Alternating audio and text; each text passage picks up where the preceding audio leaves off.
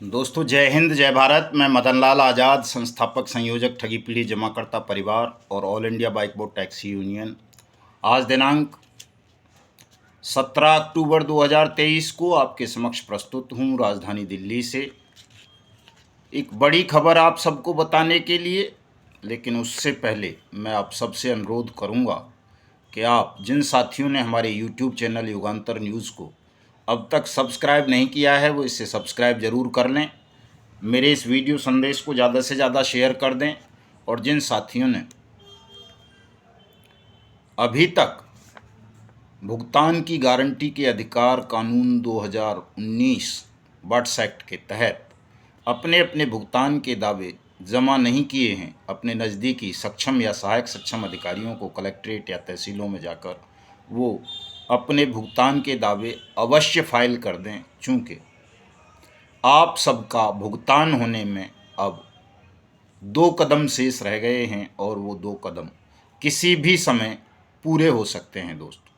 Video को comment भी कर दें, ज़्यादा से ज़्यादा साथी लाइक भी कर दें और शेयर ज़रूर कर दें ताकि मेरी बात देश के 42 करोड़ ठगी पीढ़ी जमाकर्ता परिवारों तक पहुँचे। साथियों, मैं सबसे पहले आज अनियमित जमा योजनाएं पाबंदी कानून 2019 का जो प्रस्तावना है उसमें से एक पैराग्राफ आपको पढ़कर सुनाऊंगा। ये उनके लिए है जिन भाइयों के मन में ये है कि ये कानून 2019 में बना है, तो 2019 से पहले की जो कंपनी या क्रेडिट कोऑपरेटिव सोसाइटीज़ हैं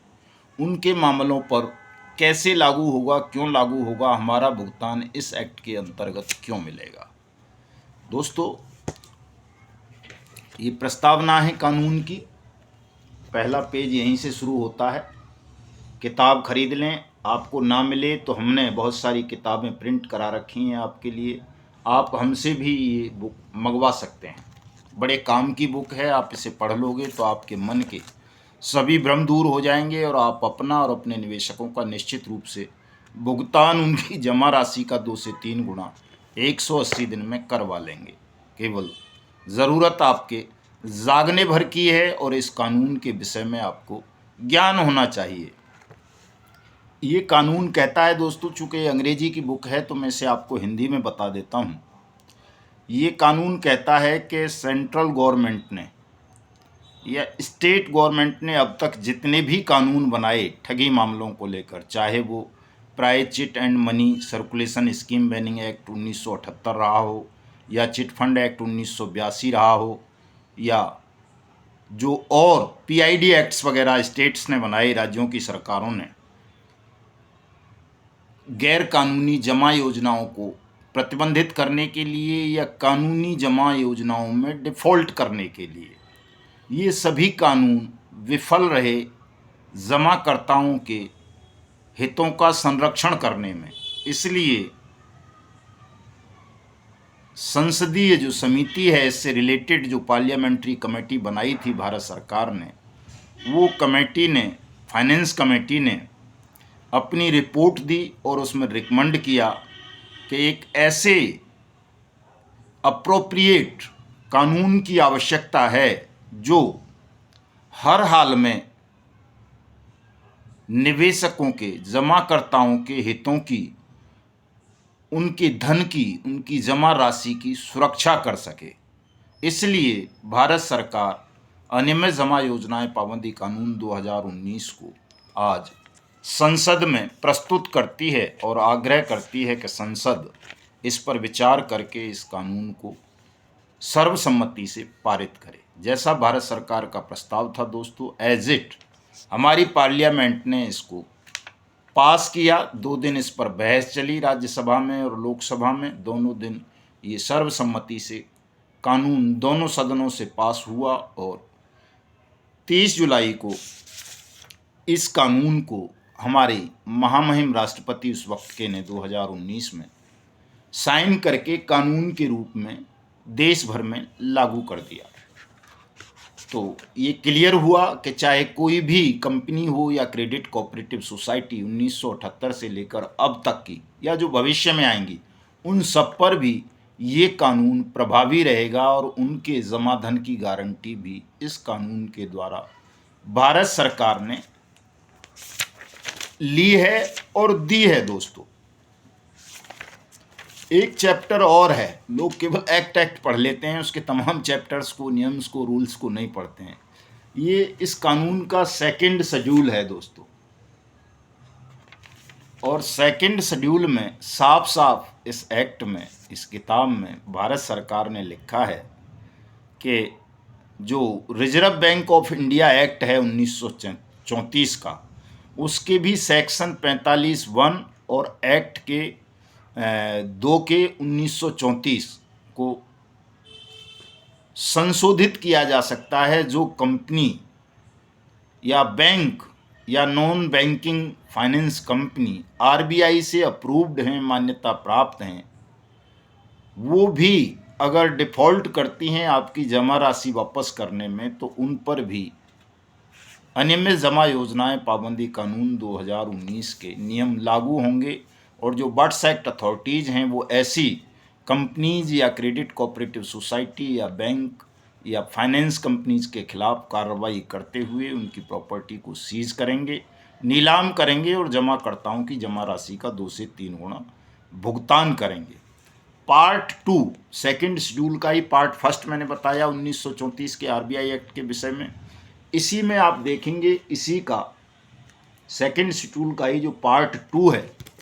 वो कह रहा है कि जो the security and exchange board of India act 1992 है, यानी सेबी एक्ट जिसको कह देते हैं, जिस एक्ट के तहत सेबी की स्थापना की है, उसके भी सेक्शन 11 और 15 दोनों बट्स एक्ट 2019 के तहत कवर्ड होंगे कि यदि कोई कंपनी सेबी से अप्रूव्ड तो है, लेकिन उसकी कोई योजना, जमा योजना सेबी में लिस्ट नहीं है, सेबी से अप्रूव्ड नहीं है, तो वो कंपनी भी, उसकी वो जमा योजनाएं भी बट्स एक्ट 2019 के अंतर्गत कवर्ड होंगी। और सेबी से मान्यता प्राप्त होने के पश्चात भी ऐसी कंपनी के जमाकर्ताओं का पैसा भी बट्स एक्ट अथॉरिटी वापस करेंगी, ऐसी कंपनीज के खिलाफ कार्रवाई करते हुए। तीसरा है दोस्तों इसी का सेकंड शेड्यूल का पार्ट 3। इस पर मैं विशेष तौर से इसलिए जोर दे रहा हूँ, आज के सहारा समूह और एक आदर्श क्रेडिट कोऑपरेटिव सोसाइटी है मल्टी स्टेट, बड़े विक्टिम हैं उसके, हमारे साथ भी बहुत सारे मेंबर हैं, हमारी कोर कमेटी में कई साथी हैं आदर्श के विक्टिम, कई सहारा के। उनके दिमाग में भी ये गलतफहमी है, चूँकि कल आदर्श की कुछ प्रॉपर्टी को लिक्विडेटर जो पटेल है वो नीलाम करने जा रहा है, तो लोगों के मन में ये शंका है, ये भय है कि जब लिक्विडेटर ही प्रॉपर्टी नीलाम कर देगा तो वो पैसा निवेशकों को कैसे मिलेगा। दोस्तों, पहली बात तो लिक्विडेटर केवल उन निवेशकों के प्रति उत्तरदायी होता है जो उस क्रेडिट कोऑपरेटिव सोसाइटी में वोटिंग राइट्स रखते थे, यानी जो उसके बोर्ड ऑफ डायरेक्टर का चयन होता है, चुनाव होता है, उसमें अगर आपको वोट डालने की पावर थी, आपने कभी वोट डाली है, ऐसे निवेशक आप हैं, मेंबर कहते हैं, निवेशक नहीं कहते क्रेडिट कोऑपरेटिव सोसाइटी एक्ट में। यदि आप ऐसे मेंबर हैं तो आपका पैसा लिक्विडेटर वापस करेगा। लेकिन जिन जमाकर्ताओं को वोटिंग राइट्स नहीं थे,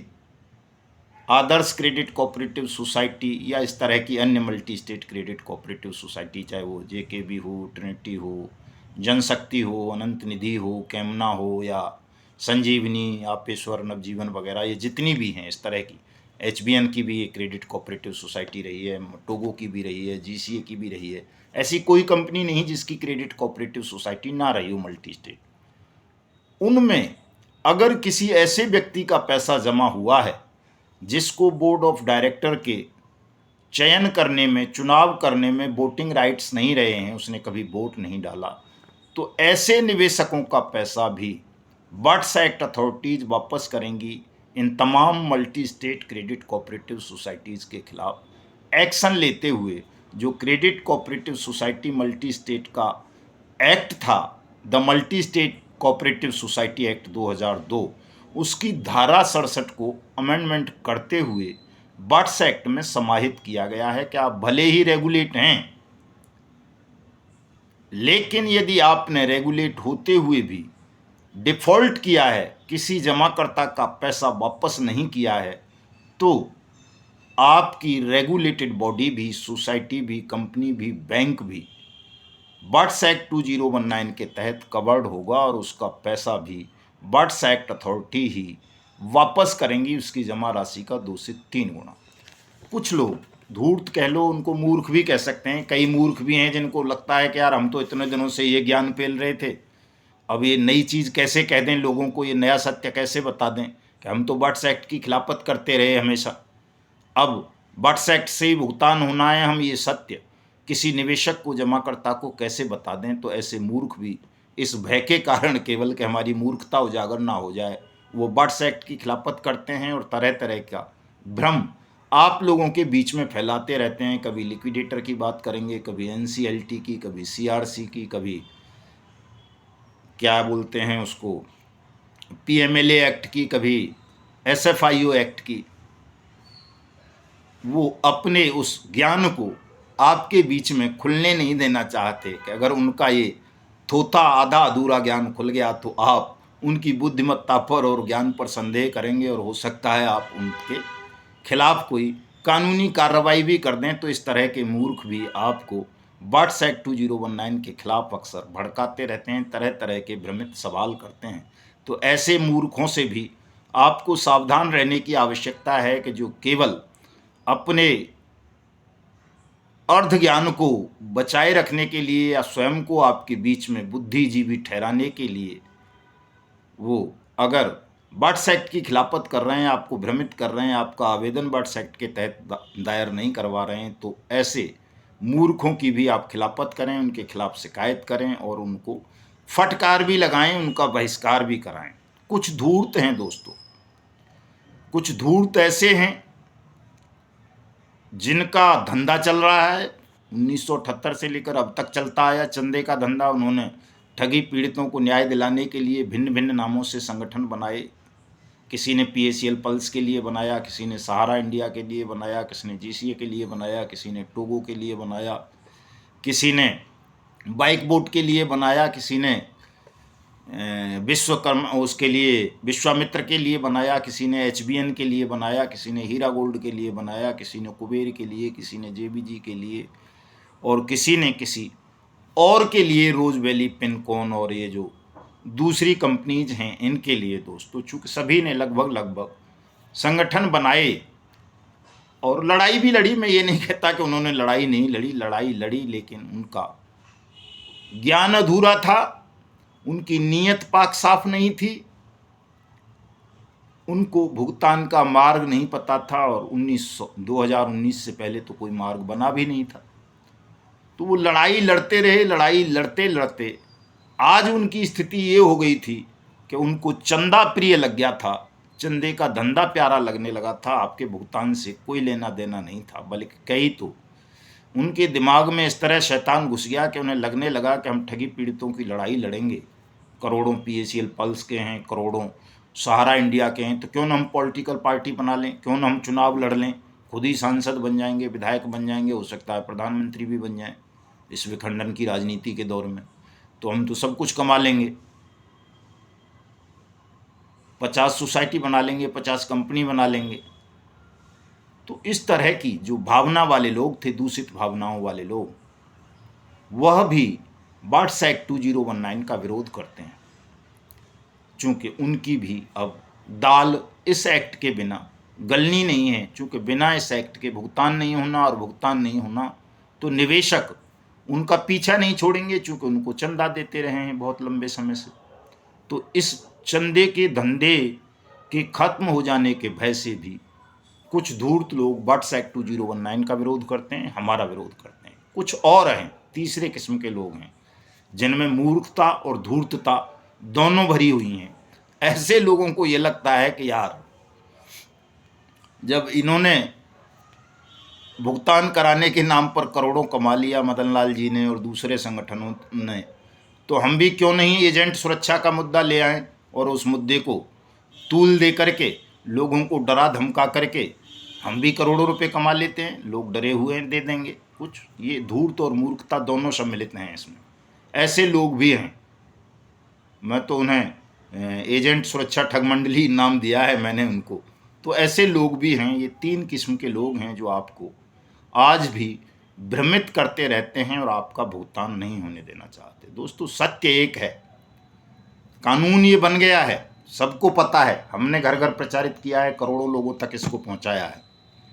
निश्चित रूप से ये कानून आपके भुगतान की गारंटी का अधिकार आपको प्रदान करता है, कहता है 2 से 3 गुना आपकी जमा राशि का पैसा सरकार आपको वापस करेगी, 180 दिन में वापस करेगी। ये इस कानून ने गारंटी दी है प्रत्येक ठगी पीड़ित जमाकर्ता परिवार को।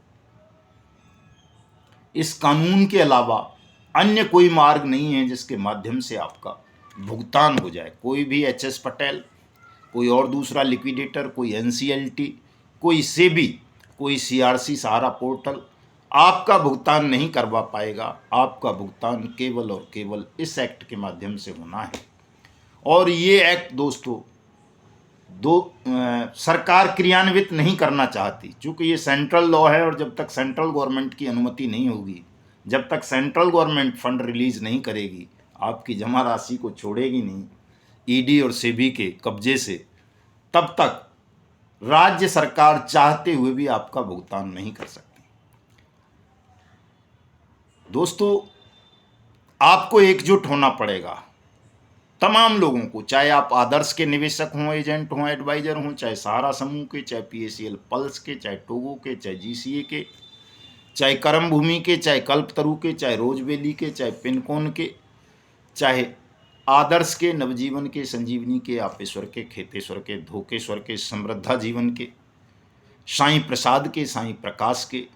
विश्वामित्र के, एचबीएन के, जीएन गोल्ड के, या बीएन गोल्ड के, या हीरा के, या किसी और के, आप सबको एकजुट होना पड़ेगा, एक मंच पर आना पड़ेगा। ये जो मैंने 3 कैटेगरी के लोग बताए, ये आपको एकजुट नहीं होने देना चाहते, चूँकि इनकी दुकानें बंद हो जाएंगी अगर आप एकजुट हो जाएंगे तो। चूँकि आपके एकजुट होते ही एक दिन में देश के तमाम ठगी पीड़ितों का भुगतान हो जाना है, चाहे कोई किसी भी कंपनी के हों, किसी भी सोसाइटी के हों, किसी फर्म के हों। तो अगर आप एकजुट हो गए और भुगतान हो गया तो इनकी तो दुकानें बंद हो जाएंगी तमाम लोगों की। ये बेचारे क्या खाएंगे, कमाएंगे, कहाँ मुँह दिखाएंगे। हो सकता है कोई क्रोध में आके इनके साथ और भी कोई दुर्व्यवहार कर दे, इनके खिलाफ कानूनी कार्रवाई कर दे कि यार इतने दिनों से ये लोगों को मूर्ख बनाते रहे, और इनका तो तमाम भ्रम और अहंकार खत्म हो जाएगा अगर भुगतान आपका हो गया तो ऐसे लोगों से सावधान रहते हुए आप इस सत्य को पहचानो, क्योंकि जनमत की आवश्यकता है। इस कानून को क्रियान्वित कराने के लिए, ये कानून क्रियान्वित होगा तो निश्चित रूप से आप सबका भुगतान एक दिन में हो जाएगा। लेकिन आपको एकजुट होना पड़ेगा दोस्तों, और आपको एकजुट करने के लिए ही हमारा अभियान है, हमारा सारा कार्यक्रम इसी के लिए है। हमने पहले मिशन भुगतान भारत यात्रा कार्यक्रम चलाकर देश भर में इस कानून से परिचय कराया, देश का भुगतान पटल स्थापित करवाए, और अब केवल 2 कदम की दूरी पे हो। निश्चित रूप से आप सबका भुगतान हम करवा देंगे, लेकिन आपको हमारे साथ जुड़ना होगा। हमारे संगठन ठगी पीड़ित जमाकर्ता परिवार की सदस्यता लेनी होगी विधिवत रूप से। दूसरे तमाम संगठनों का, धूर्तों का, मूर्खों का और अहंकारियों का आपको मलमूत्र की तरह त्याग करना होगा। दोस्तों ये बहुत कड़वी सच्चाई है, इसे स्वीकार नहीं करोगे तो आप भुगतान नहीं ले पाओगे। ये भुगतान आप तभी ले पाओगे जब इन धूर्तों का, मूर्खों का और अहंकारियों का परित्याग करके आप बट्स एक्ट के मार्ग पर आओगे और एक बार, केवल एक बार देश के प्रधानमंत्री को घेरना है। उसके लिए हमने 30 जनवरी की तिथि तय कर दी है दोस्तों। 30 जनवरी को सुबह 9 बजे हम प्रधानमंत्री के घर का घेराव करेंगे, और ये घेराव अनिश्चितकालीन होगा जब तक प्रधानमंत्री स्वयं आपके मध्य आकर इस कानून के क्रियान्वयन की घोषणा नहीं कर देता, देश के तमाम राज्य सरकारों को निर्देशित नहीं कर देता, तब तक हम उसका घेराव समाप्त नहीं करेंगे। और ये आपका अधिकार है कि देश के प्रधानमंत्री को आप घेर लें। डरने घबराने की जरूरत नहीं है, किसी का कोई बाल बांका नहीं होगा, हम सब देख लेंगे। इस बार पूरी रणनीति, पूरी योजना के साथ प्रधानमंत्री को घेरना है और निश्चित रूप से इस कानून को क्रियान्वित कराना है, सबका भुगतान सुनिश्चित कराना है। आओ साथियों, चलो साथियों, जय हिंद, जय भारत।